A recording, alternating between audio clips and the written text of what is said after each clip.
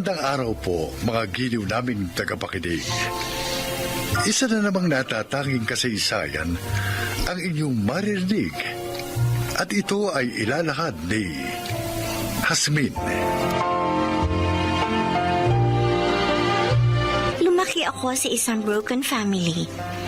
Bata pa lang ako nang maghiwalay ang mga magulang ko at nagkaroon ng kanya-kanyang pamilya. Kaya hindi ko naranasan ang pagmamahal ng mga magulang ko. Oo, para akong naitsyapwera. Nakalimutan ng aking mga magulang na meron pa silang anak na napabayaan. Ito ang aking kwento. Hasmin, apo. Iniiyakan mo na naman yung litrato ng mga magulang mo. Ay, apo ko. Halika nga rito. Ayakap nga. Lola, wala na po ba talagang pag-asa na mabuo yung pamilya namin? Hasmin, hindi ko alam kung paano ko sasabihin ito. Pero kailangan natin tanggapin na hindi na mabubuo pang muli ang pamilya niyo. May kanya-kanya ng kinakasama ang mga magulang mo. Masaya na sila sa buhay nila. Pero Lola, paano na po ako? Paano na po kami ni Emil? Aba, nandito pa naman kami ng lolo mo Nagmamahal kami sa inyo. Isipin nyo na kami ang mga magulang nyo. Lola, tinutokso po ako doon sa eskwelahan. Pinapasukan ko. Kaya galing daw ako sa sirang pamilya. Naiinggit din po ako sa mga kaklase ko na may buong pamilya. Kapag may parent-teacher meetings, ako, walang magulang na makapunta. Ay, sige, apo. Sa susunod, dadalo na kami ng lolo mo kapag mayroong meeting ulit ng mga magulang sa eskwelahan nyo. Hindi lang kasi kami nakadalo kasi nirarayuman kami ng lolo mo. Pasensya ka na sana, apo, Oo, huwag ka na magtampo sa amin. Hindi naman po ako nagtatampo sa inyo ni Lolo. Pero apo, masaya ka ba naman sa piling namin? Opo. Pero kasi Lola, gusto ko rin pong maranasan na mahalin ng sariling magulang. Si Itay, si Inay. Hindi ko po naramdaman sa kanila na mahal nila kami ni Emil. Pero mahal ka naman namin ng lolo mo, di ba? Kung sa bagay naiintindihan kita. Iba pa rin ang pagmamahal na nagmumula sa sarili mong mga magulang. Pero Hasmin, handa naman kaming magpakamagulang ng lolo nyo sa inyong dalawa ni Emil. Sisikapin namin pantayan ang pagmamahal na gusto nyong maranasan sa inyong mga magulang.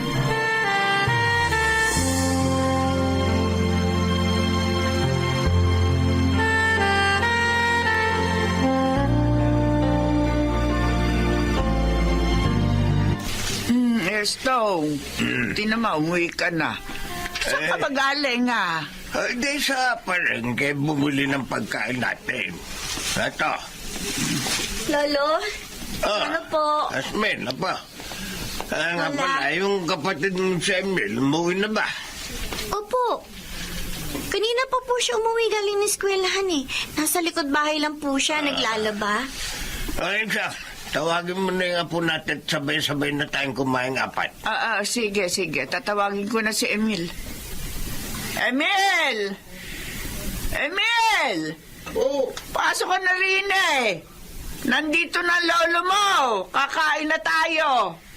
Hello, Lola. Nandito na po ako. ang pwesto na, Emil. Kakain na tayo. Hasmin, tulungan mo lola mo na isalin sa mangkok yung mga ulam na binili ko. Opo. Akin na yung isa. sasalin ko na rin eh. Ito po. Ay, Ayan, naisali na. Tayo na, maupo na tayo.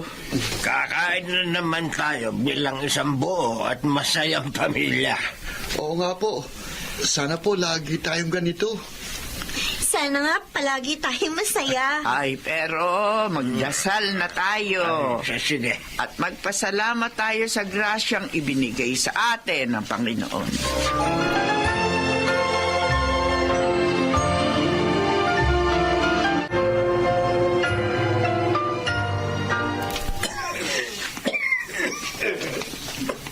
Lolo? Lolo, nandito na po ako. May dala po akong basang bimpo. Punasan ko na kayo, Lo, ha? Salamat na po. Ay, Taas pa nga rin po lagnat ninyo, ah. Huwag po kayo mag-alala.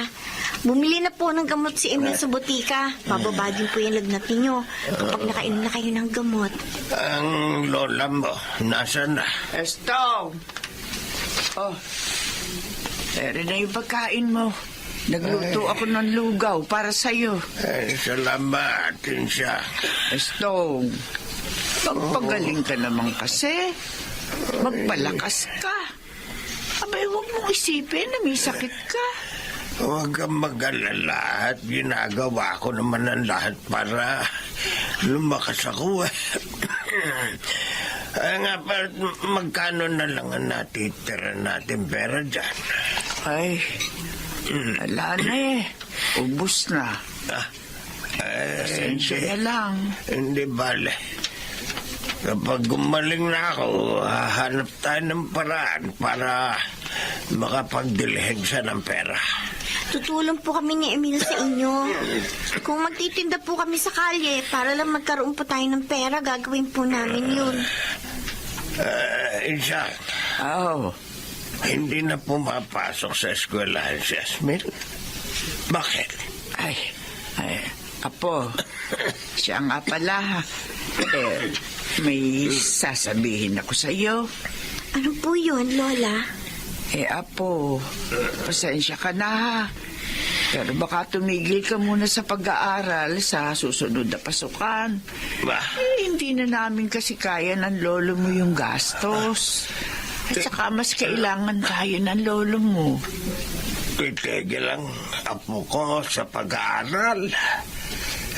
Hindi pwede. Okay na po yun sa akin, Lolo. Naiintindihan ko naman po ang kalagayan natin. Sa ngayon, marami po tayong gastusin. Hindi na po talaga kaya masustentuhan pang pag-aaral namin ni Emil.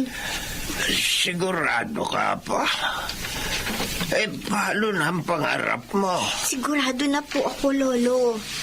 Maniwala po kayo. Ayos lang po sa akin na huminto muna sa pag-aaral.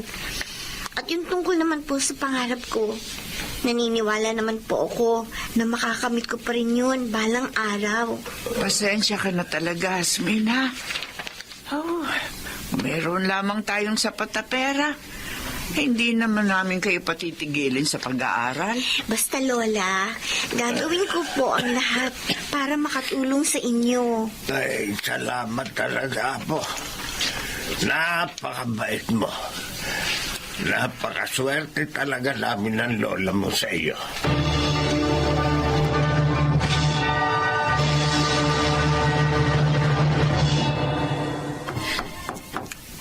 May tao sa labas.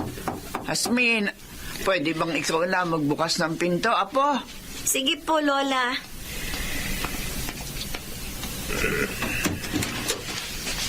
Asmin? Inay?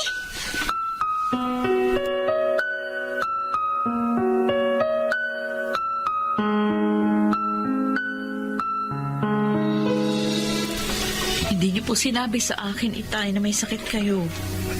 Paano namin sasabihin sa'yo samantalang abala ka sa buhay pamilya mo. Ayaw na namin makaistorbo pa sa'yo. Ano naman ang sadya mo rito, Isay? Gusto ko lang pong makibalita sa inyo kung ano na ang lagay ninyo. Oo, maaaring hindi po ako nakakapunta rito pero di naman po ibig sabihin nun nakalimutan ko na kayo. Ano ba ang sadya mo? Tay, Nay, kasi bala ko sanang kunin si Jasmine. Ano? Well, bakit naman? Para makabawi naman ako sa anak ko. Bay, sa hinabahaba ng panahon, ngayon mo lang naisip yan. Marami po akong pagkukulang sa kanya. Pero handa naman akong bumawi sa aking anak. Bala ko po siyang pag-aralin uli. Jasmine, ano sa palagay mo? Sasama ka ba sa nanay mo? Gusto ko rin po makasama kayo. Kaso, inay, may iwan ko po sina lolo't lola. Hindi, wag. Wag mo kaming intindihin, Apo. Oo. Sige na. Sumama ka na sa nanay mo. Nandito pa naman si Emil. At saka alam ko naman na dadalaw ka pa rin dito sa amin, di ba? Opo, lolo. Dadalaw pa rin po ako sa inyo dito. Hindi ko po kayo makakalimutan. Kaya samantalahin mo na ang pagkakataon, Apo. Abutin mo na ang mga pangarap mo.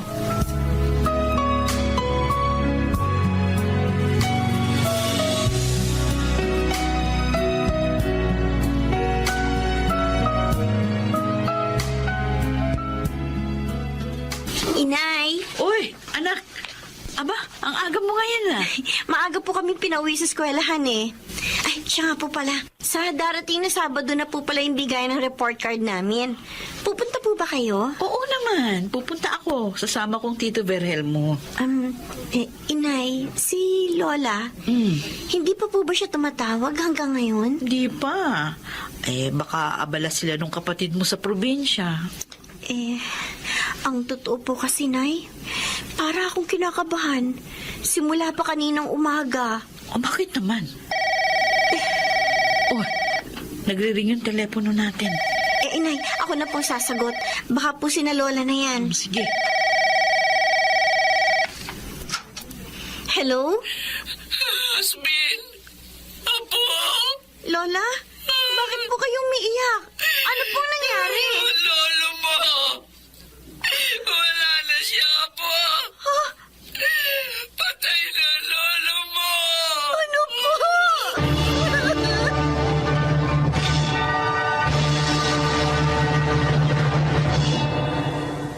Nay?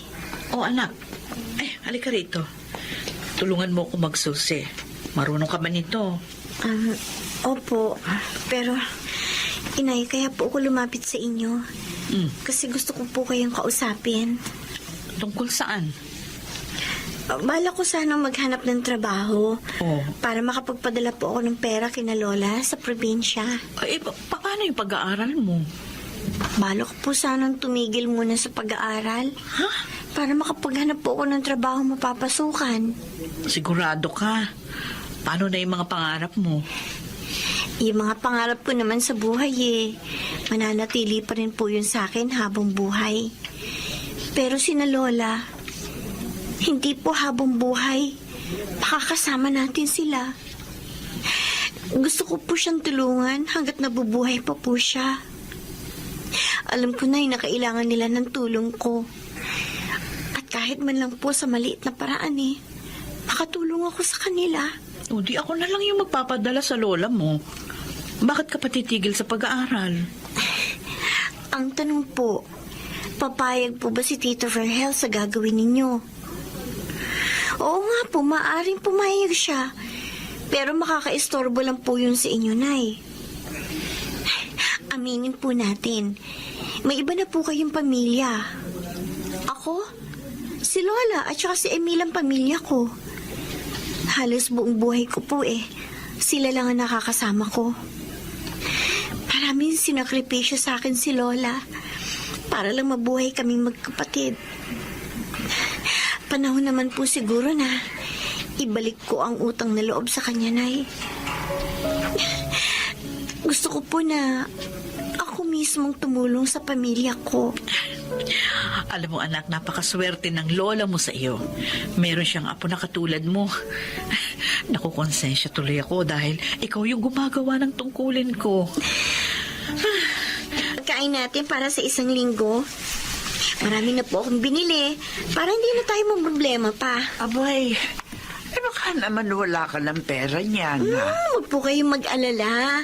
Bukod po kasi sa trabaho ko, nag-online selling din po ako. Malaki po ang kinikita ko sa pagbibenta ng mga damit. Ay, Apo, may kumakatok sa pinto. Ikaw na magbukas, ha? Opo. Anak, kasama ko Tito Virgel mo. Nandyan ba lola mo? Pasok po kayo ni Tito Verhel, Nay. Oh, Isay. Anong ginagawa niyo rito ng asawa mo, ha? Magandang hapon po. Ay, Narito po kami para bumisita sa inyo. Ay, siya nga po pala. Eto, tanggapin niyo po ang pasalubong namin. Ayan. oh, maraming salamat sa mga sariwang prutas. Maupo kayo. Upo.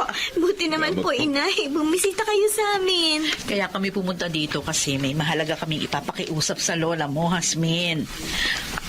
Nay, baka naman pwedeng sumama na kayo sa amin sa bahay. Kasama sina Hasmin at Emil.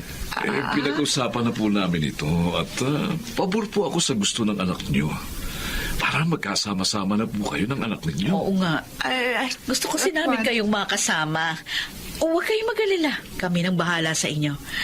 Aalagaan namin kayo, mamahalin. Babawi po ako sa mga pagkukulang ko sa inyo. Gustong-gusto po ng anak ninyo na mabuong muli ang kanilang pamilya. Sana po sumama na kayong tatlo sa amin. Ay, ikaw, Hasmin, Apo, ano ba sa palagay mo? Opo, Lola. Sumama na po tayo sa kanila. Matagal ko na pong hinihiling sa Diyos na magkasama-sama na tayo. Ito na po yun. Sana po pumayag na kayo. Sige, Isay. Umapayag na ako. Sasama na kami sa inyo.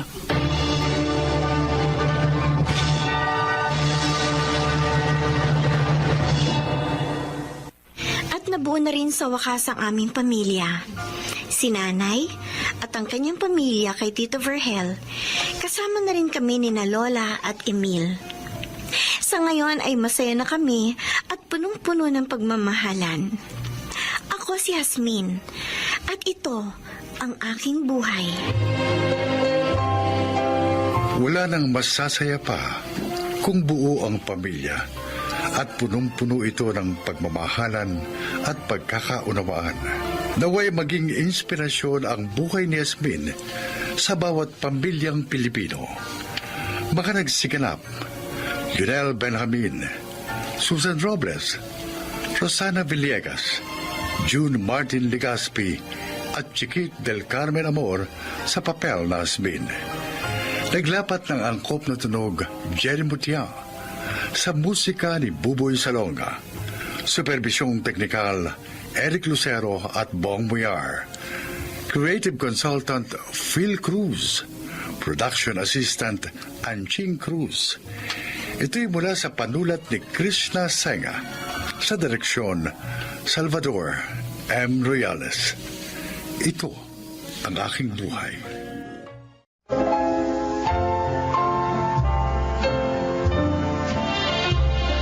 Sa araw na ito, marinig ninyo ang kasaysayan ng isang ina na muntik maipahamak ang kanyang mga anak.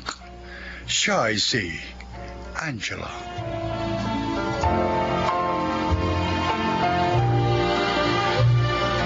Dalawa ang aking anak, sina Ethel at Darwin.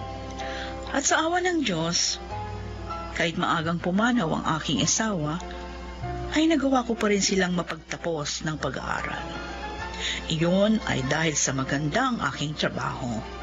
At ni minsan, hindi ko inakalang masisira ang maganda naming samahan ng aking mga anak.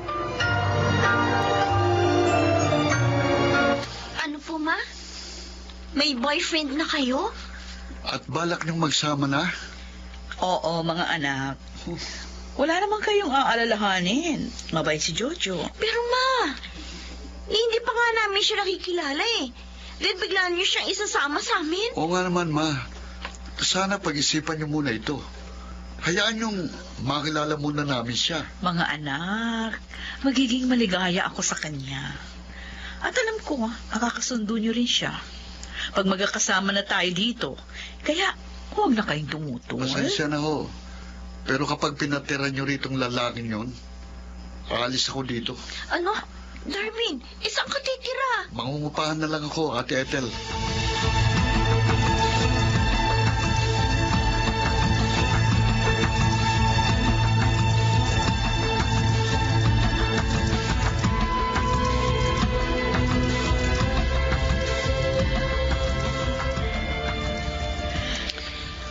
May mahirap nga yung pinagdaraanan mo ngayon.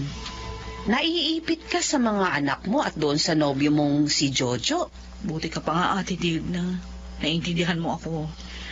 Ay, samantalang yung mga anak ko, hindi. Lalo na yung si Darwin. Bakit naman kasi hindi mo muna bigyan ng pagkakataon ng magkapatid na makilala si Jojo? Talagang mabibigla nga sila. Lalo na pag nakita nilang kasing edad lang ng panganay mo, yung nobyo mo. Ang gusto nga ni Jojo, magsama na kami. Ayaw na niyang magkahiwalay pa kaming dalawa. At ang ako naman siya na gagawin ng lahat para makasundo ang mga anak ko. At naniwala ka naman. Oo naman, ate. Sa loob ng 6 na buwan naming magkarelasyon, hindi niya pinasama yung loob ko. Kaya naman, lalo ko siyang minahal. Kung ganon, talagang itutuloy mo ang pakikisama sa lalaking yun. Oo, Ate Digna. Paano si Darwin? Hayaan mong umalis siya sa inyo? Ay, hindi ko naman siya pinakaalis. Siya ang may gustong gawin yun. Mahala siya. Angela, Malaki na siya. May stable job na. Kaya niya nang itaguyod ang kanyang sarili. at kung mapahamak siya, baka magsisi ka pag nangyari yon.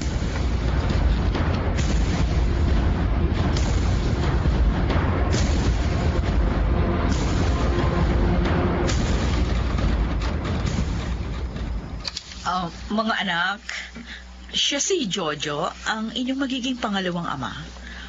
Jojo, sila naman ang aking mga anak, sina Ethel at Darwin. Pangalawang ama? Ma!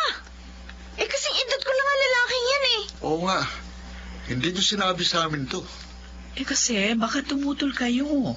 Ethel, Darwin, kahit bata pa ako kaysa sa mama niyo, mahal ko siya. Handa akong patunayan yun. Ayan ha. Sa kanya nyo na narinig. Sana naman, huwag na kayong tumutol. Wala na kayong magagawa na. Dito na ito. Ngayong ginawa niyo ng sinabi niyo, gagawin ko rin ang sinabi ko. Alis na ako. Darwin! Darwin, sandali lang! Bastos pala anak mo yun eh. Walang galang. Pwede ba? Huwag mong pagsalita ng ganyan na kapatid ko. Hindi mo siya masisisi. Binigla niyo kami. Okay. Tsaka na lang natin ituloy ang pag-uusap na ito. Sige na, Ethel. Pumasok ka na sa kwarto mo.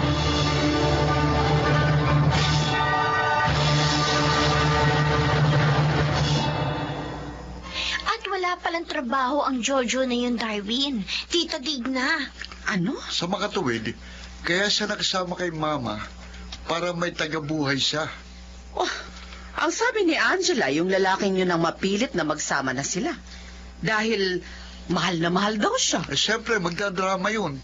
Para maniwala si Mama. Para may palabigasan na siya.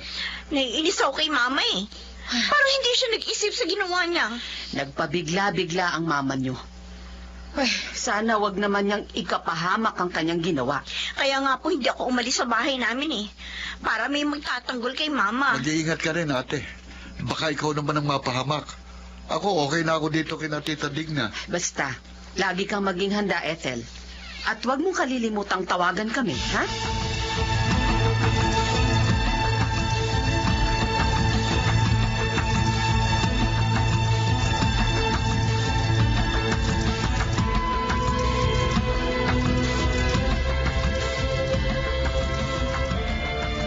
Grabe, pre. Ang tagal mong hindi lumitaw dito sa bahay namin, ah. Siyempre, para maging effective ang acting ko kay Tanda. O, kumusta naman? Walang nagawa ang mga anak ni Angela sa gusto niya. Oh, Yung lalaki, lumayas. Yung anak niyang babae na lang ang kasama namin. ha? O, paano yan? Di may kontra din pala sa plano mo. Wala rin sa magagawa, Briggs. Magaling yata akong magromansa sa mama nila. Ngayon nga, binigyan pa ako ng pera ni Angela eh. Talaga? Oo, kaya may pambatak tayo ngayon. Ay, yung babaeng anak ni Angela. Maganda ba yun, Joe?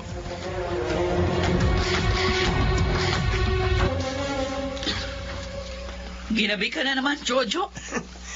Pasensya na lang. Lasing ka pa. Si Briggs kasi, pinainom ako. Yaman mo na, hindi na mauulit yun. Ilang beses mo nang sinasabi yan, hindi mo naman tinutupad. Huli na ito. Huli na. Promise. Sana nga, wag mo nang uulitin. Dahil nahihiya ako sa mga anak ko. Dahil dyan sa ginagawa mo.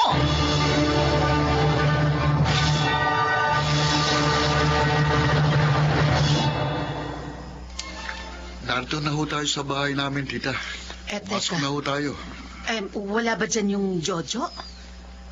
Dahil sa mga kwento ng ate mo, parang ayoko na rin makita ang lalaking yun. Wala po. Sabi ni ate, malamang daw nasa barkada niya yun. At si mama naman, gagabihin. Dahil may kliyente sa tindahan. Ano yun?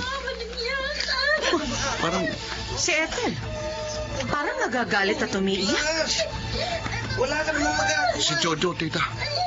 Baka may masamang ginagawa sa ate ko. Ang hayop na yun. At tatawag ako ng pulis. Sige, papasok naman ako sa loob. Bitiwan mo ate ko. Hayop ka. Halikop.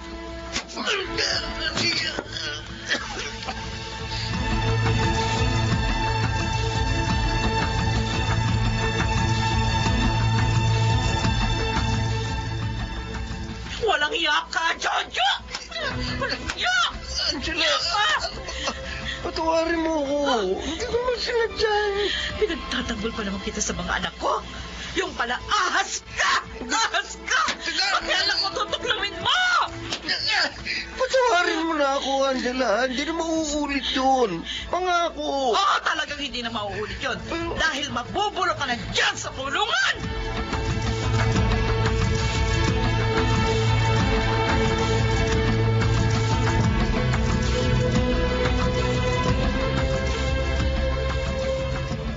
Ate, hiyang-hiya ako sa inyong lahat. Dahil sa nangyari. Ang tanda ko na, pero nagkamali pa rin ako ng minahal. Masamang tao pala siya. Nagpadala ka kasi sa damdamin mo sa kanya. Sa tamis niya, Mambola. Inaamin ko. Kaya nga hindi ko na naisip ang mga anak ko. Munting na tuloy mapahamak ang panganay ko. Hindi naman masamang umibig kang muli. Matuto ka nga lang pumili. At huwag kang magmadali. Oo nga, inaamin ko na ang pagkakamali ko. Ate, sana tulungan mo akong makahingi ng tawad sa aking mga anak.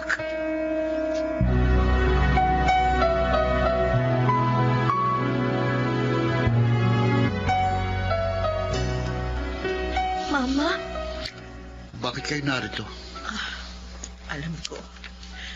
Alam kong galit kayo sa akin dahil sa nangyari. hindi niyo kami pinakinggan. Dahil mga anak niyo lang kami. Muntik na tuloy mapahamak si ate sa kamay ng walang yun. Patawarin niyo ako, mga anak. Nagkamali ako nang pinagkatiwalaan ang puso ko. Akala ko magiging maligaya ako sa kanya eh. Hindi pala. Dahil isa siyang masamang tao. Mama. Mga anak, sana magsimula tayong muli. At pinapangako ko sa inyo, lagi ko na kayong iisipin sa bawat desisyon na aking gagawin.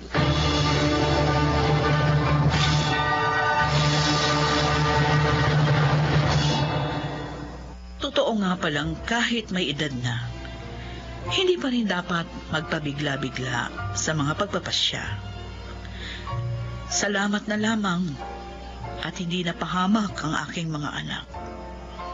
At napatawad din nila ako.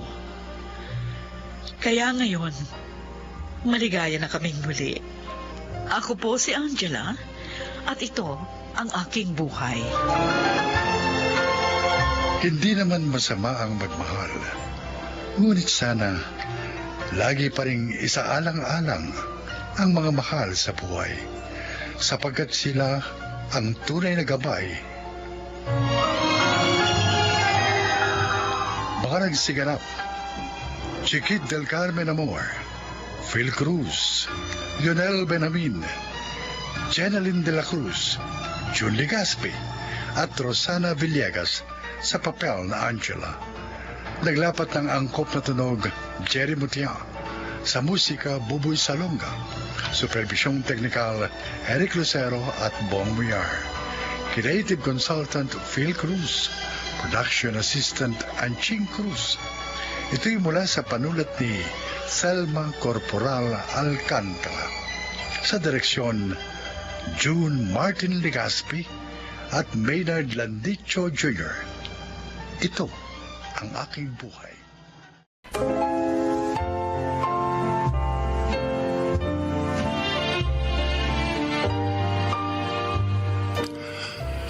Mga kaibigan, sa araw na ito ay isa na namang nilikha ang magbabahagi sa atin ng kwento ng kanyang buhay. Siya ay si Menchi.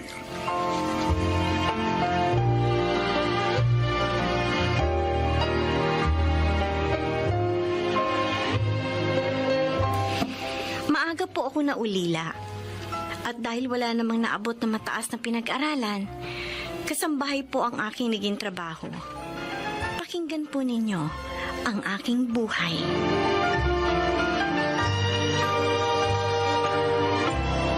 Menchi, bakit hinuhugasan mong mga yan? Hayaan mo na ako. Para naman may maitulong ako dito sa inyo. Kaya naman namin ligpitin yan eh. At saka gusto ko rin naman na may ginagawa ako. Naiinip ako eh. Okay, ikaw nang bahala. Ay, Dayan, kanina nga pala. Kinausap ako ni Mrs. Rios. Yung kapitbahay ninyong mayaman. Oh, bakit? Anong sinabi niya sa'yo? Inalok niya ako. Kung gusto ko raw pumasok na katulong sa kanila, malaki raw ang ipapasweldo niya sa akin. Mahirap dun eh. Ha? Alam mo ba, walang nagtatagal na katulong sa kanila. Kahit na nga malaki magpasahod si Aling Sandra. Ay, ganun. Alam mo ba kung bakit? Hindi. Hindi ko naman kasi nakakausap yung mga nagiging katulong nila dahil nga may trabaho ako sa mall. Pero palagay namin ni Inay, dahil yun sa anak ni Aling Sandra. Gusto ko sana subukin magtrabaho dun eh. Ha? Sayang naman kasi malaking sweldo. Doon nga sa mga dati kong amo, walang nagpapasahod sa akin ng ganung kalaki. Kahit na nga masipag naman ako. Sa bagay. Tapos meron pang nananakit, di ba? Ay oo, yung huli ko naging amo. Kaya nga umalis ako dun eh. At nagpunta dito sa inyo. Kaya lang, ilang buwan na rin akong tambay. Pero nag-aalala ako kung doon ka magtatrabaho kay Aling Sandra. Salamat sa pag-aalala mo. Isa ka talagang tunay na kaibigan. Malapit lang naman ang bahay nila rito eh. Kaya magkikita pa rin tayo.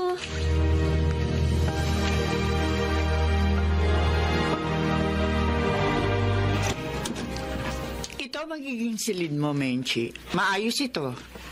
Kaya ang gusto ko, panatilihin mong malinis. Pati ang kama, iingatan mo. Opo, Ma'am Sandra. Oo nga pala, tuwing Sunday maaari ka mag-day off. Pero sa mga araw ng trabaho mo, ayoko na may dumadalaw sa iyo. Sa day off mo, maaari yun. Maaari ka makipagkita sa kaibigan mo. Nagkakaintindihan ba tayo? Opo, Ma'am Sandra. Ayoko rin sa katulong na chismosa. Ang gusto ko, ano man ang malaman mo dito tungkol sa amin, huwag mong ichichismis. Hindi po ako chismosa, Ma'am. Mabuti naman. Isa pa pala, ayoko sa katulong na mahilig mag-shorts. Dahil meron akong anak na binata. Ayoko magkaroon siya ng kaugnayan sa katulong.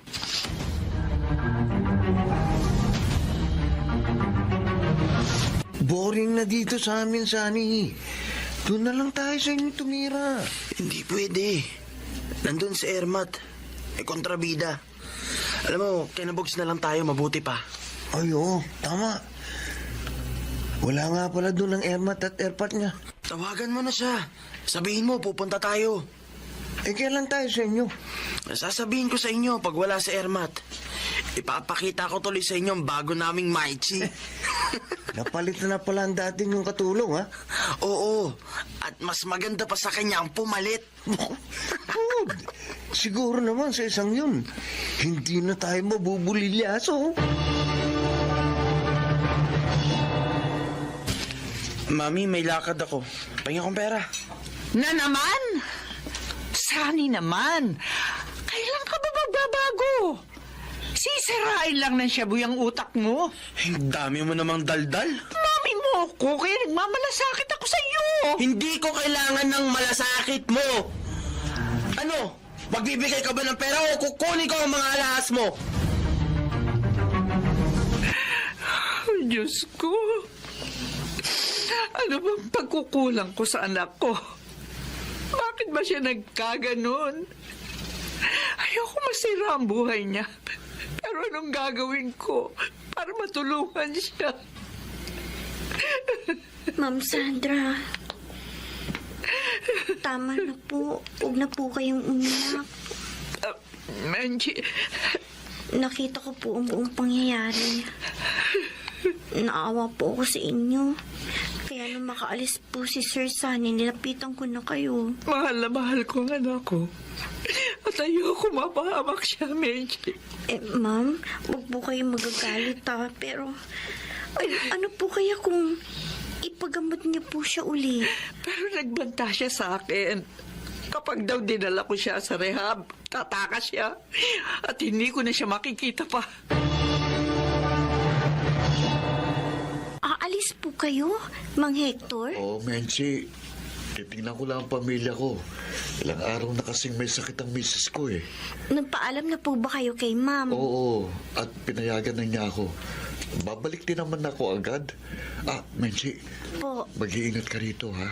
Hanggat maaari, iwasan mong lumapit kay Sunny. Ay, kinakabahan naman po ako sa mga sinasabi ninyo, Mang Hindi, Hector. mahirap na eh.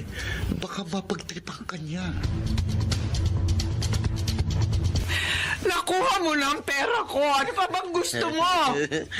Tumahimik ka, ha? Gusto kong maglaro. At ikaw ang paglalaroan ko.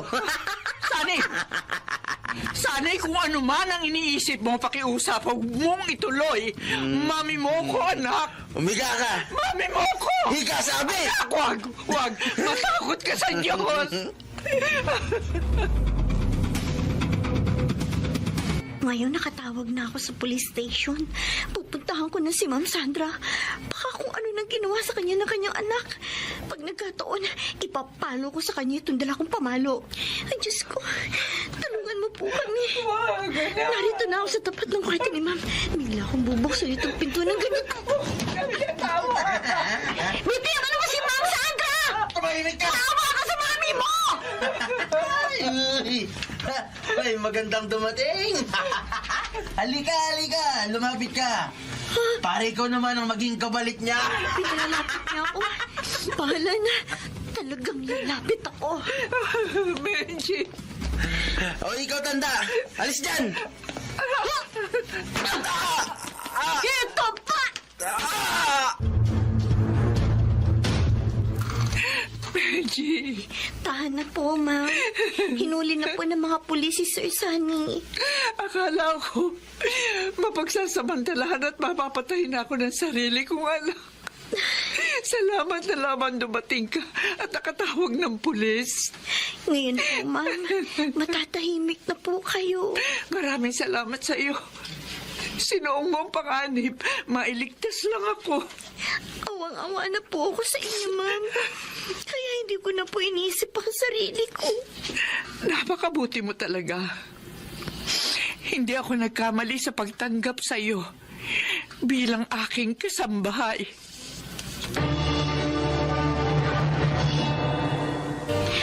noon, naging mabait na sa akin si Ma'am Sandra.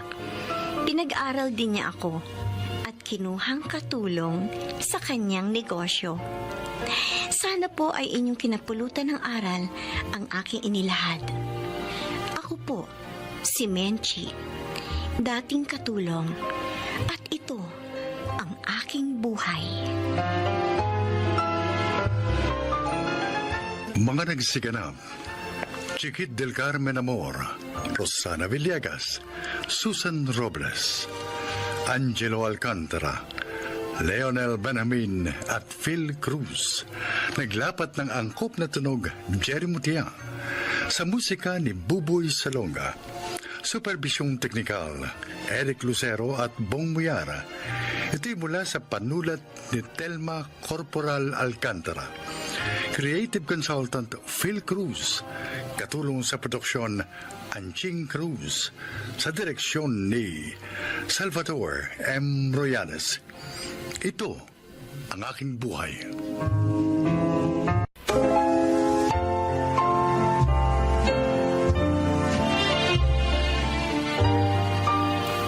Mga kaibigan, sa araw na ito ay maririnig po ninyo ang testimonya ng isang nilalang na nais ibahagi ang kanyang kwento upang kapulutan ng aral. Siya po ay si Crispin.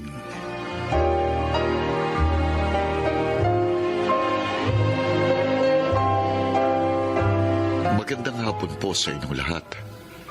Maraming pagsubok ang dumaan sa aking buhay.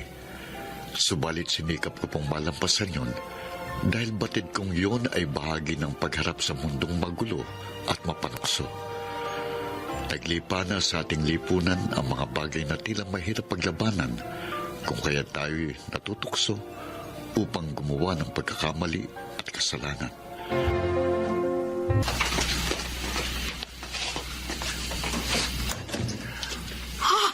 Melba?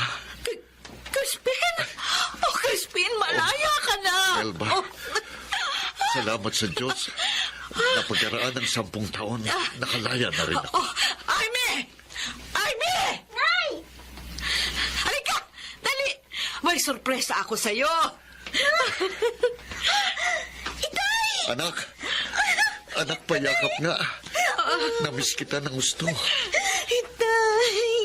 Anak ko, dalagita ka na, Jaime. Opo! 10 taong ka ba naman kasi sa loob ng bilangguan? Ang dami-dami ko ng pagkukulang sa inyo at kailangan ko makabawi. Ay, sandali lang ha. O, Amy, ikaw na munang bahala sa tatay mo at ipaghahanda ko lang siya ng Sige, makakain. gutom na nga ako. O, dyan muna kayo. Opo! Ang laki mo na talaga. May boyfriend ka na ba? Ay! Ang itay naman. Wala pa po sa isip ko yan. Dahil nagko-concentrate muna ako sa pag-aaral. Mabuti naman, anak. Labis akong nalulugod nang marinig sa iyo yan. Saka ng boyfriend. Kapag nakatapos ka na at handa ka na sa mga ganong bagay. Gusto ko po muna makatulong kay inay. Ang laki po ng sakripisyo niya sa amin habang nakakulong kayo, tay. Tama ka. Ayos yan, anak. Hindi birong maging isang ama't ina na pinagsasabay. Opo. Teka, si Dindo. Naku, nasa barkada niya na naman siguro si kuya. Dapat tinutulungan niya kayo dito sa mga gawaing bahay. Sanay na po kami ng inay. Amy, tapatin mo nga ako. Pasaway ba kuya mo? Po. O sige, huwag mo nang sagutin. Dahil nahulaan ko na. Tay. Kahit ng mga bata pa kayo, dati ng sutil ang kuya mo. Siguro naman po magbabago din siya. Dapat noon pa. Tay. Anak, ngayong nakalaya na ako, babawi ako sa inyo. Pangako yan.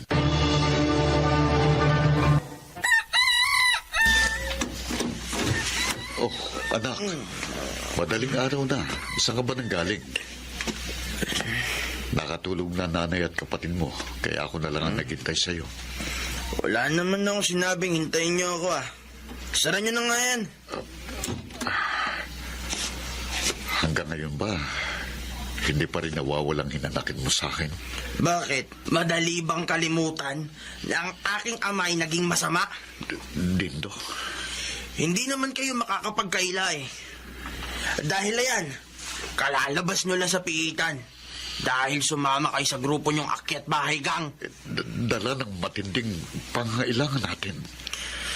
Hindi kami masaya na ang ipinapakain nyo sa amin araw-araw ay galing sa pagnanakaw. Nagkataong kapit sa patalim lang ako, anak. Kapit sa patalim? O sadyang dati nyo nang gawain ng mga barkada nyo yan? Dindo, Wala kaming kamalay-malay na ang bawat kanin at ulam na aming isinusubo ay galing pala sa inyong pagnanakaw. ikaw na. Huwag mong isumbat sa akin lahat ng yan dahil kayo man ay nakinabang. Mas mabuti pang hindi na lang kami nag-aral ni Amy kaysa naman binabato ng mga tao sa amin ang masama niyang gawain. Masama na kung masama! Napilitan lang akong gawin ang mga bagay na labag sa aking kalooban dahil sa pag-intindi ko sa inyong pamilya ko. At kung ikaw ang nasa kalagayan ko, saka mo lang siguro maiintindihan ang ginawa ko.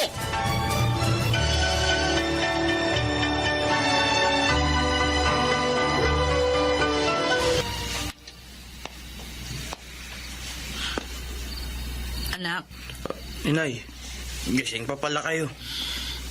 makikiusap lang sana ako sa'yo. Huwag mo nang paulit-ulit na sinusumbatan ng itay mo. Ipagtatanggol na naman ninyo. Naaawa na ako sa kanya. Nay, naaawa kayo sa isang taong masama. Huwag mong kalilimutan.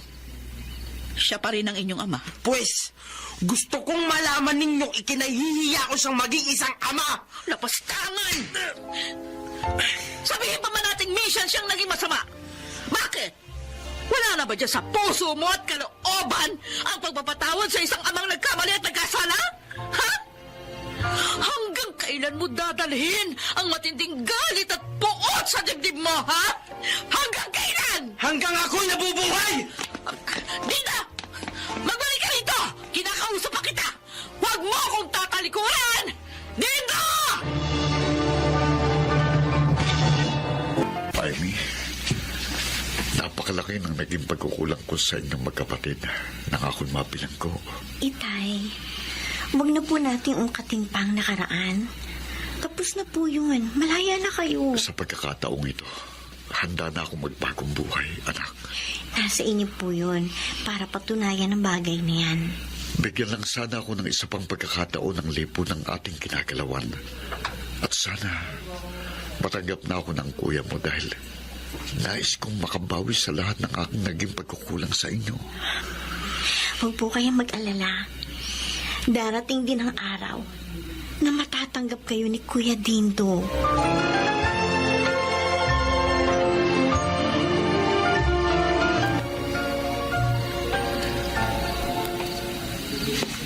Crispin, bakit hindi ka pa magpahinga? Iniisip mo pa rin ang anak nating si Dindo? Melba, anong pwede kong gawin para mawalang tindi ng galit at hinanakit siya sa akin? Bigyan mo na lang siya ng pagkakataon na makapag-isip-isip. Mahal ko kayong pamilya ko. At kung meron man lang sa inyong nagdaramdam sa akin, hindi na ako mapalagay. Nauunawaan kita. Gusto kong maayos ang gusot naming dalawa ng anak kong si Dindo.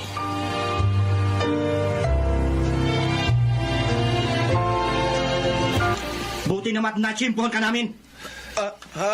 Hindi mo na matatakasan ang atraso mo sa amin. Teka lang. Magbabayad naman ako ng utang ko sa inyo eh. Huwag mo na kaming lokohin. Makalawang na ang taktika mong yan. Sandali ka lang makakabayad ng atraso mo. Patalim? Anong gagawin niyo dyan? Anong gagawin niyo sa akin? Simple lang. Lalagyan ka lang ng gripo sa iyong tagiliran. At ito pa. Wag! Ha?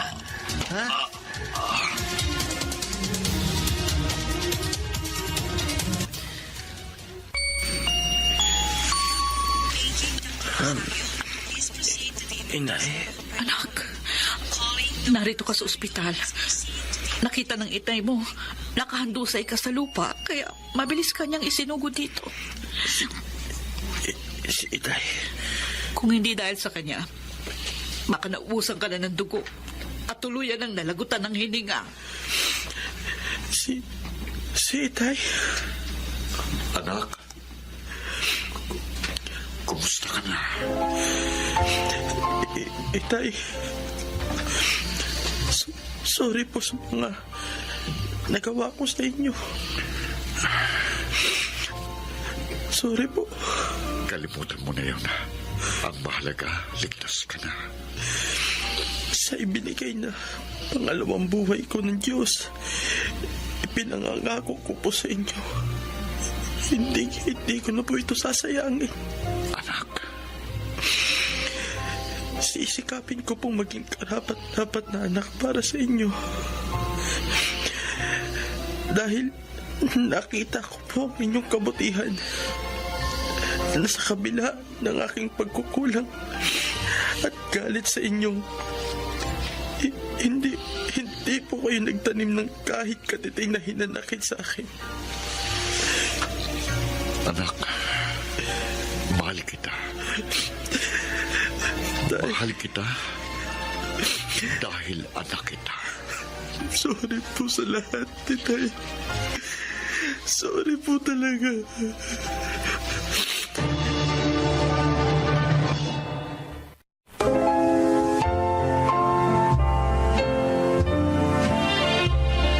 Mga kaibigan, isa na namang kasaysayan ang kapupulutan nyo ng aral sa buhay. Ito ay ang kwento ni Vea. Maagang pumanaw ang aking ama. Mula noon, naging sakitin na si inay. Kaya ako na ang nagtrabaho at nanagot sa pangangailangan ng aming pamilya.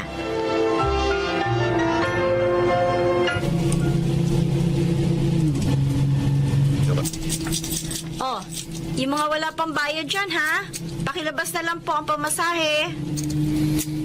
Kayo po, mama. Saan po kayo? Dito sa bus niyo.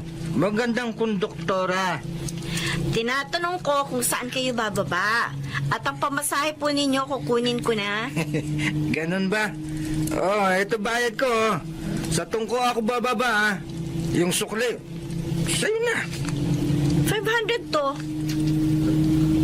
Oo nga. Sa'yo na, sobra. Alam mo kasi, nagagandaan ako sa'yo eh. Crush kita.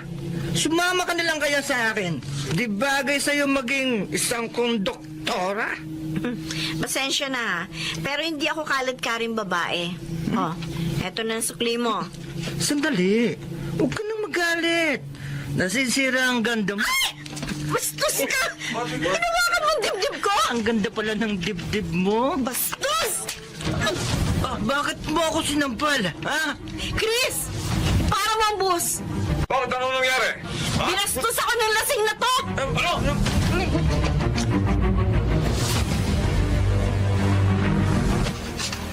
Bea, ba't hindi mo ginagalaw yung pagkain mo? Pasensya ka na, Chris, ha? Naalala ko pa rin kasi yung walang yang naging pasahero natin. Eh, huwag mo na sirain yung araw mo sa kanya. Eh, total, hindi naman siya nakapalag ng pababain natin eh. Oo nga eh. Buti na lang tumulong din yung ibang lalaking pasahero natin. Bakit naman kasi may mga gagong iinom-inom ng alak tapos di naman pala marunong magdala? O tama, katulad ng walang yang yun. Pero may katwiran din siya. Hindi bagay sa'yo yung magiging konduktora eh. Hmm? Alam mo kung ano bagay sa'yo? Ano? Ang maging misis ko na. Ano ka ba? Alam mo naman hindi pa pwede yun eh. Dahil pareho tayong wala pang ipon. Hindi. Magsama na lang tayo. Para sa bahay ka na lang. At ako na lang ang magtatrabaho para sa atin. Ano? Paano ko naman matutulungan sina inay, Aber? Eh, para hindi ka na nababastos pa sa bus, di ba? Susubukin ko na lang maghanap ng ibang trabaho. Huwag na lang. Baka mamaya may manligaw pa sa'yo ron eh. Di ba? Hindi naman kita mababantayan dun. ako. Pwede ba? Matuto ka nga magtiwala sa akin?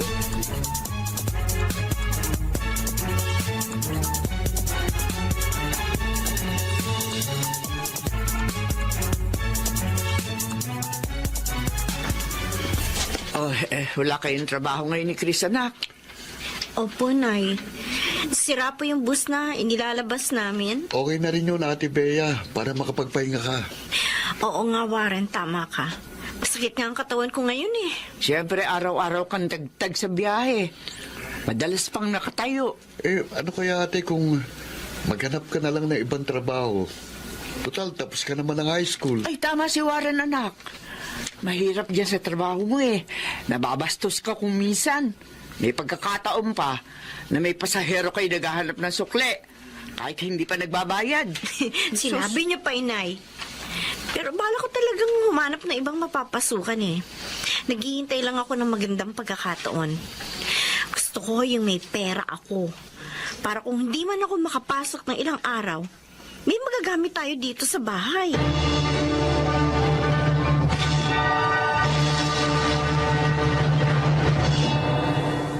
Ralph, mamaya na palang alis mo papuntang Cebu. Yes, ma. Medyo matagal ako mawawala. 1 week. Okay lang po ba kayo rito? Oo, anak. Nandito naman si Inday. Yung kotse nyo, wala po bang problema? Para maipaayos ko na bago ako umalis. Ay, huwag mo nang alalahanin yun. Kaya ko na yung asigasuhin. Gusto ko lang po makatiyak na hindi kayo mapapahamak pag nakasakay kayo ron. Iniingatan ko po kayo. Ay, nako. Baligtad na talaga ang panahon. Nung araw, ikaw ang iniingatan ko. Ngayon naman, ako na ang iniingatan mo. Dahil po may edad na kayo. Pero kahit ganon, ayoko pong mawala kayo sa akin. Maraming salamat, anak. Huwag kang mag-alala. Mag-iingat ako para matagal pa tayong magkasama.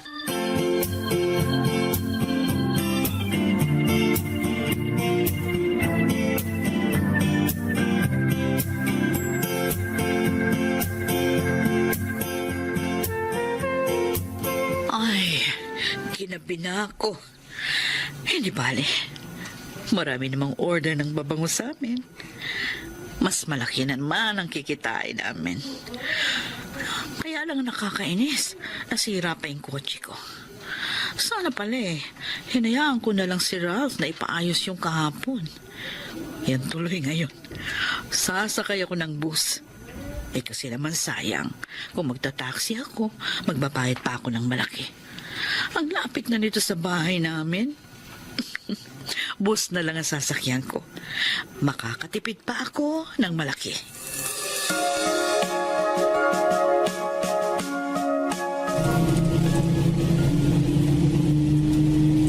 Garayan na tayo, Chris. 20 minutes na lang, oh. Hindi na pwede yan sa isang biyahe. Oo, sige. Pagod na nga rin ako eh. Aba, ano ito nasa kabilang upuan? Clutch bag? Malamang naiwan ito ng huling pasahero natin. Yung matandang babae? Mukhang may kayang babaeng yun eh. Sige, buksan mo nga. Baka pera ang laman yan. O, sige. Ay, Chris! Ha? Ang dami, tig-1,000. Bea, malaking halaga't tiyak yan. Naku, maaari na natin ipuhunan niya sa isang negosyo, di ba? Chris! Hindi atin ang perang ito. Tiyak hahanapin ito ng may-ari. Matanda na yun. Tiyak hindi na niya maaalala yan kung saan niya naiwan. Paghatian na lang natin ang perang yan. Ano ka ba? Para na rin tayo nagnakaw sa iniisip mo eh. Teka, sandali. May ID dito sa clutch bag. Ang nakasulat, Ofelia Cordova. O malamang, doon sa matandang babae ito. Ano ngayon ang gusto mong gawin? Di balik natin ito sa kanya. Ano? Ihatid natin. Ako, tanga mo pala eh. Ano? Kwarta na lumapit sa atin, ayaw mo pa? Hindi nga atin ito eh. Mali na ang kinin natin. Kung ayaw mo niyan, akin na. Ano? Ako na lang magne-negosyo. Ay, hindi. Ibabalik ko ito sa may-ari ng pera. Sabi nga akin. Aray! Huh? Sinuntok mo ko. Dahil sa halagang ito. Ang tigas ng ulo mo eh. Ayaw mo ibigay sa akin ng pera. Gusto mo pa akong idamay sa katangahan mo. Kung para sa'yo katangahan ang gagawin ko, para sa akin, ito ang tama. Kaya hindi ko ibibigay sa'yo ang halagang ito. Kahit ano pang gawin mo ngayon. At huwag kang magkakamali, saktan ako ulit. Dahil baka baliin ko sa'yo ang dala kong payong.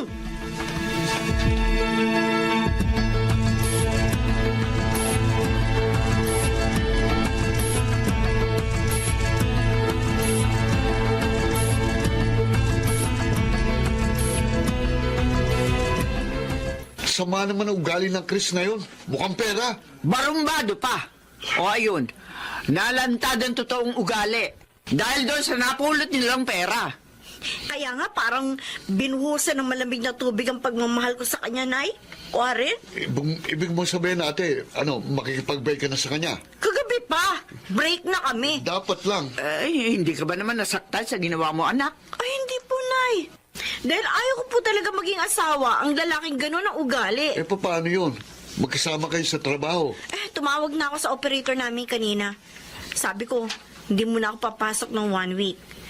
Gagamitin ko na rin na panahon yun para makahanap ng ibang trabaho.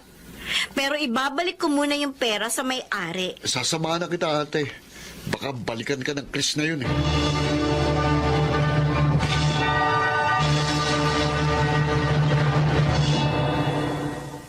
Kahanga-hanga ka, Bea, ha?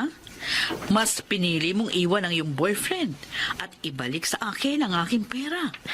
Dahil yun po ang tama, Ma'am Ophelia. Paano yun? Magkasama kayo sa trabaho ng nobyo mo? Sabi po ng ate ko, maghahanap na lang siya ng ibang trabaho, Ma'am Ophelia. Edi sa akin ka na lang magtrabaho. Ay, talaga po, Ma'am Ophelia? Oo. Kahit pa kayong dalawa nitong si Warren. Salamat po. Talaga pong gusto ko na rin magtrabaho para makatulong kay ate. Paggawa at pagtitinda ng pabango ang aking business. At talagang kailangan ko ng mga tauhan na mapagkakatiwalaan. Ito ng ating merienda, Ralph. Ito ng coffee at may kasamang masarap na sandwich. Thanks, Ma. Kahapon nga pala, nakita ko si Bea at Warren. May dadalhin daw silang mga order ng pabango. Masipag ang magkapatid na yon, ha? Lalo na yung si Bea. Ay talagang mapagkakatiwalaan. Babait at maganda pa, Ma. Parang nagniningning ang mga mata mo nang sabihin ko yon. Gusto mo ba siya, anak? Okay lang po ba sa inyo, Ma? Kung ligawan ko siya? Ay, oo naman, anak. Dahil natitiyak ko, isang mabuting babae ang iyong magiging nobya.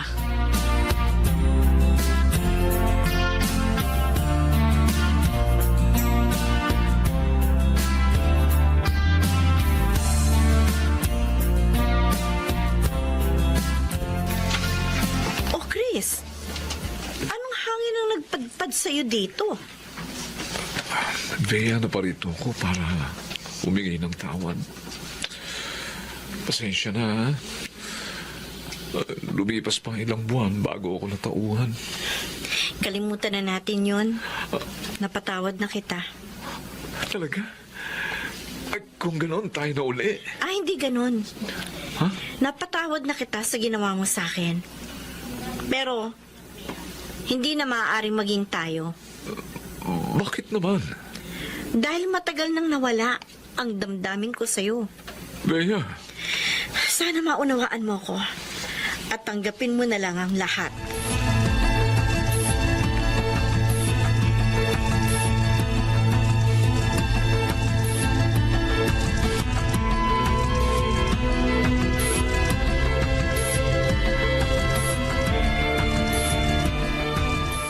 Salamat na lang, hindi ka nakipagbalikan sa kanya. Dahil kung nangyari yun, masasaktan ako. Ralph?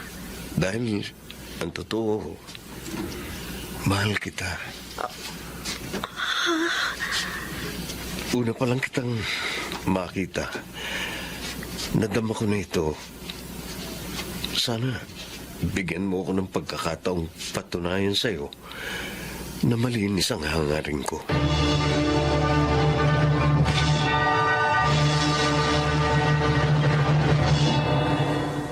Makalipas ang ilang buwan, tinanggap ko si Ralph. At ngayon nga ay kasal na kami. Sana po ay inyong naibigan at kinapulutan ng aral ang aking kasaysayan. Ako po si Vea at ito ang aking buhay. Laging may magandang sorpresa ang buhay. Matuto ka lamang maghintay. Mga nagsiganapan: Rosana Villegas, Susan Robles, Phil Cruz, June Martin Legaspi, Lionel Benjamin, at Chiquit del Carmen Amor sa papel na Vea. Naglapat ng angkop na tunog Jerry Mutiang sa musika ni Buboy Salonga. Supervisyong teknikal Eric Lucero at Bong Villar.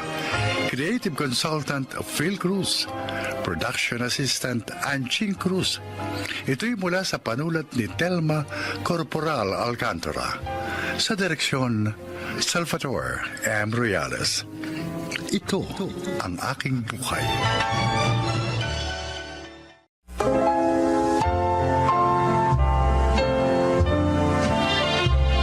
Mga kaibigan, sa araw na ito, inyong maririnig ang kwento ng isang haligi ng tahanan na isinuko na ang buhay sa mga sandali ng kawalan ng pag-asa.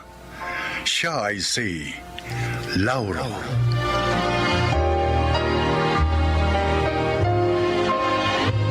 Nang mamatay ang aking asawa dahil sa sakit sa puso, tila gumuho na rin ang lahat-lahat sa akin. Marahil nga dahil nasanay akong palagi kaming magkasama at buong pagmamahal na pinagsisilbihan ng isa't isa. Kung paano ko haharapin ang kanyang pagkawala, yun ang isang katanungang hanggang ngayon hirap pa rin akong bigyan ng kasagutan. Tay, baka pagod na po kayo sa paglalakad. Sumakay muna kayo sa jeep na kinasasakyan ng Mira at Kara kasama ng mga apo ninyo. Malayo pa ang sementeryo yung paglilibingan kay Inay. Maglalakad ako hanggang sa sementeryo, Zack. Baka po kasi tumaas ang presyo nyo dahil sa init at pagod. Tara na po. Abangan natin yung jeep na kinasasakyan nila habang gumaandar ang prosesyon ng libing ni Inay. Hayaan mo na ako maglakad, Zack. Ito na lang ang huling pagkakataon na mapag-aalayan ko ng sakripisyo ang nanay mo. Sige po, pero kapag napagod na kayo, sumenyas lang kayo.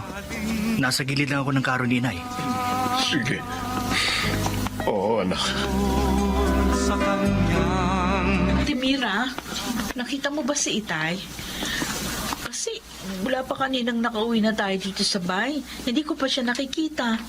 Ipakakainin ko nga dahil siguradong gutom na yon pagkatapos ng libing ni Inay. Nako, nagpilit na magpaiwan sa sementeryo. Kaya sabi ko sa Kuya Sakmo, samahan muna.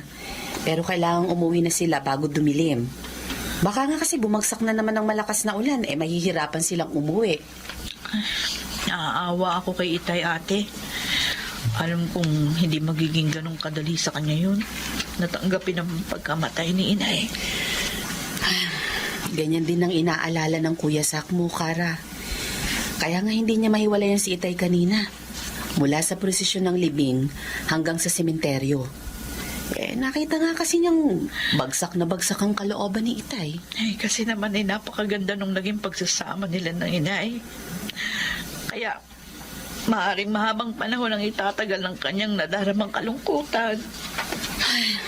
Oo nga.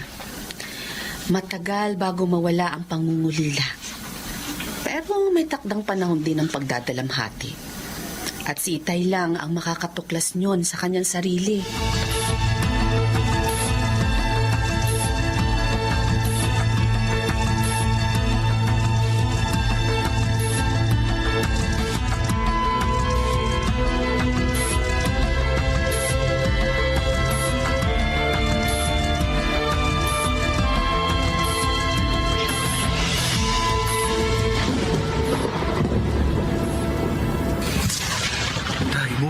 tayo. Nagsisimula ng sumaba ang panahon. Saka gumagabi na po, oh. Sige na, anak. Umuwi ka na. Gusto ko pang manatili rito sa harap ng puntod ng nanay mo. Bumalik na lamang po tayo dito kapag maayos na ang panahon. Pangako, ihahatid ko kayo ng motorsiklo. Kapag kasi naulanan kayo, baka magkasakit kayo, tay. Mas mabuti nga magkasakit na rin ako. Para mamatay na rin ako. Para magkasama na rin kami ng nanay mo. Dahil hanggang sa mga sandaling ito, hindi ko pa rin matanggap na nasa loob na siya ng nichong yan. At hindi ko na siya mayayakap kailanman.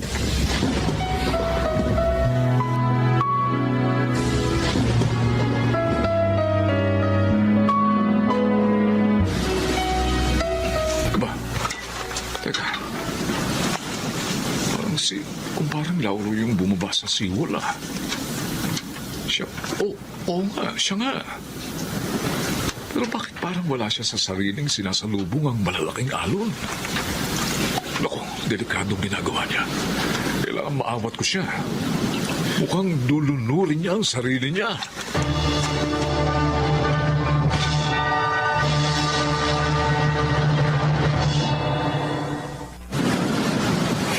O dito. Halika dito, paring Lauro. Halika, maupo tayo dito sa malaking batong ito ng medyo matuyo naman ang mga damit natin. Pareho tayong basang-basa eh. Pare, ano ba naman ang pumasok sa utak mo? Bakit bumaba ka ng seawall? Eh, pinagbabawal nga ang pagbaba doon eh. Sana, hindi mo na lang ako iniahon mula sa dagat, paring Dante. Pare, Pinayaan mo na lang sana akong tangayin ng malalaking alon. alam mo pare, ayokong isiping tama ang kutob kong sinasadya mong lunurin ang sarili mo nang makita kitang sinasalpok ng malalaking alon kanina. Eh, mabuti na lang pala umikot uli ako rito sa pagbibisikleta kaya nakita kita. Nang mamatay ang kumare mo, ayoko na rin mabuhay dahil hindi lang ako nawala ng asawa, kundi ng isang matalik ding kaibigan. Pare, hindi naman talaga mawawala ng iglap lang ang sakit na nararamdaman mo sa panahon ng iyong pagdadalamati. Pero kailangan mo rin tulungan ang sarili mo. Tumigil lang ikot ng mundo ko, pare. Wala na akong interes sa lahat ng bagay. Pare, labanan mo ang pagkalungkot, ha? Kailangan mong matutuhan kung paano tugunan ang iyong sitwasyon para maipagpatuloy mo pa ang iyong buhay.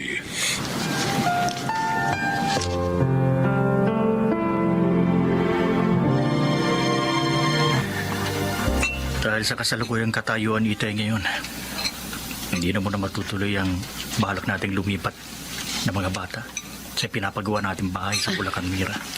Nauunawaan ko, Zach. Silip-silipin na lang muna natin yung bahay para sa maintenance ng serbisyo ng tubig at kuryente. Nag-aalala rin kasi akong baka hindi kayanin mag-isa ni Kara ang pag-aalaga kay Itay. Kahit pa naka-work from home siya bilang isang language teacher. Ako naman, bigla-biglang nadidistino kung saan-saan. Lalo na kung may bago na magsisimulang project. Hayaan mo at kami na ni Kara ang bahala kay Itay.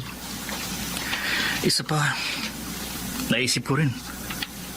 Mas makakatulong din sa kalagayan ng matanda kapag nakikita niya at nakakasama ang mga bata. Ganon din naman ang mga anak mo.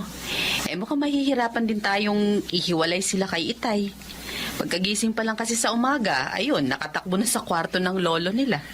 Ay, sa ngayon, basta kung ano ang alam natin makakabuti para sa ating lahat, yun ang gagawin natin.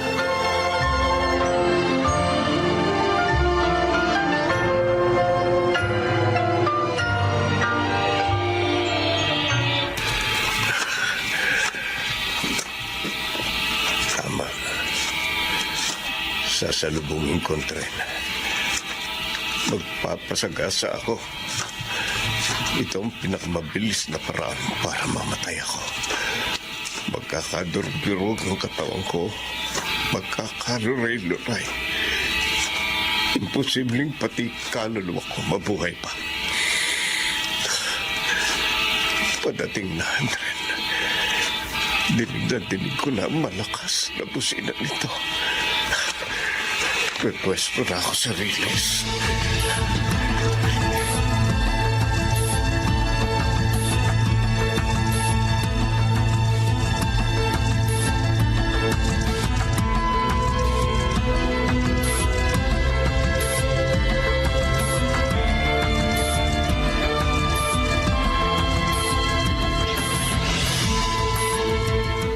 Dante! Oh. Dante! Nay! Yung paring Laura mo nando sa riles, pilit nagpapasagasa sa tren. Ano ho? Totoo po ba ang sinasabi niyo, Nay? Oo! Kasalukuyan siya pigil ng mga tao doon. Puntahan mo na at baka mapakalma mo siya. Inay, ang mabuti pa, pumunta kayo sa bahay nila, ho? Pakisabi po kay Zack na sumunod sa akin doon sa Riles. Pupunta ako sa kanila ngayon din. Dalian mo na rin ang Opo. pagpunta sa riles. Baka makahulagpos pa siya sa mga tao pumipigil sa kanya. Eh, mukhang hindi nagbibiro yung kumpare mo sa gusto magpapakamatay.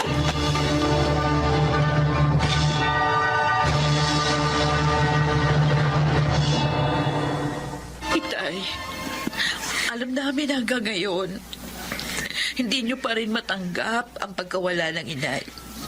Pero sana naman, huwag yung palagi kayong humahantong sa pagpapakamatay.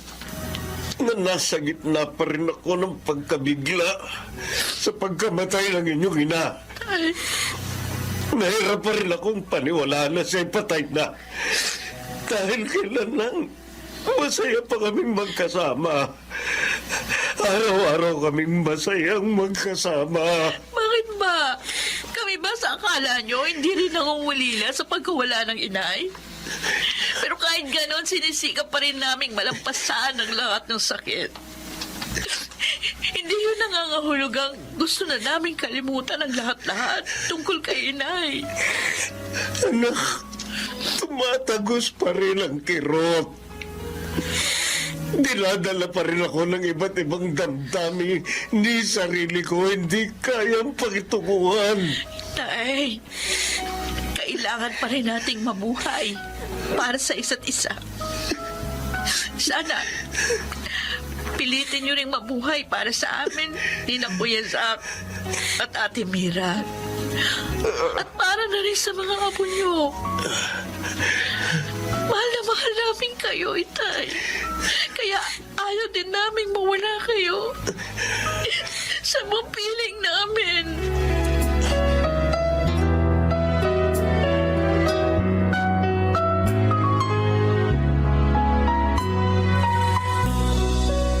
Nang mamatay ang kumare mo,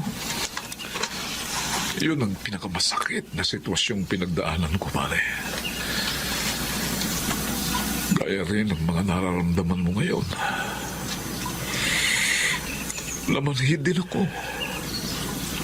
Tumigil din ang iikot ng aking mundo. Pero hindi ako nanatili sa kanyang kamatayan. Siguro nga, sa pagpili nating muling ipagpatuloy ang ating mga buhay, hindi naman yun nangangahulugang iiwanan natin silang nag-iisa sa kanilang pinatunguhan. Mananatili pa rin sa atin ang kanilang mga alaala hanggang sa uli. Tama ka, pare. Oo, may mga sandaling kailangan nating umiyak. Dumaan sa lahat ng kalungkutan hanggang sa gumaling ang mga sugat upang ganap din nating maunawaan ang proseso ng pagdadalamhati. Iminulat din ako ng mga anak ko, pare. Pinipili nga naman nilang mabuhay para sa akin. Kaya dapat lang nasikapin ko ring mabuhay para sa kanila.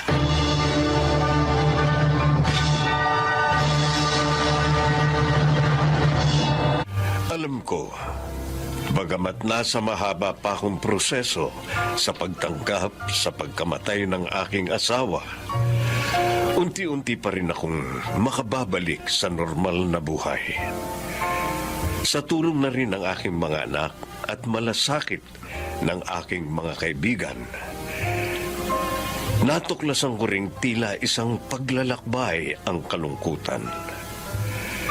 Hanggang sa matagpuan ang hinahanap na kapayapaan para sa sarili. Sa ngayon, patuloy pa rin ako sa pagsisindi ng kandila at pagdadala ng bulaklak sa puntod ng aking asawa bilang tanda ng walang hanggang pagmamahal ko sa kanya. Ako si Lauro at ito ang aking buhay.